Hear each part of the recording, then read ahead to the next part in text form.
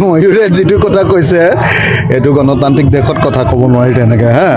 ময়ূৰ নতুন MLA যে আগত সংগঠন কৰিছিলে গতিকে তাৰ গাটো গৰম হৈ আছে সেইকাৰণে এইটো ভুলভাৱে কৈছে মই ভাবোঁ যে ময়ূৰে যেতিয়া বুজি পাব যে সংবিধান কাক কয় দেশৰ গণতন্ত্ৰ কাক কয় সেইটো বুজি পাব তেতিয়া ময়ূৰে নিজে নিজে এইটো পস্তাব যে এইটো সি ভুল কথা কৈছে আৰু দ্বিতীয় কথা যে কয়লা খন্দা মানুহ এটা কয়লা শিলৰ চিণ্ডিকেট কৰা মানুহ এটাই যদি নিজকে নেতাজী সুভাষ বসু বুলি কয় তেতিয়াহ'লে সুভাষ বসু কোন এই কথাটো নাজানে তাৰমানে বুজিছেনে নাই সেইকাৰণে মই ভাবোঁ যে ময়ূৰ সৰু হৈ আছে বয়সতো সৰু সি আৰু দ্বিতীয় কথা প্ৰথম MLA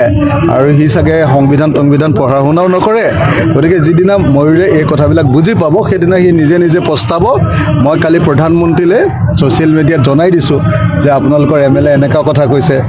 কালি মই মুখ্যমন্ত্ৰীলৈ ছ'চিয়েল মিডিয়াত জনাই দিছোঁ যে আপোনালোকৰ MLA এনেকৈ কথা কৈছে যে সুভাষ বসুৱে আপোনাৰ দেশক ব্ৰিটিছৰ পৰা মুক্ত কৰিব খুজিছিলে আৰু আমাৰ কি কয় নাজিৰাৰ MLA মোক মাৰি আকৌ মোক মাৰি মই জনতাৰ কাৰণে লাগি থকা মানুহটো তাক বোলে আক্ৰমণ কৰি তেওঁ মানে তেওঁৰ আদৰ্শ প্ৰচাৰ কৰিব এইটোতো নাথুৰাম গডছেহে হ'ব আৰু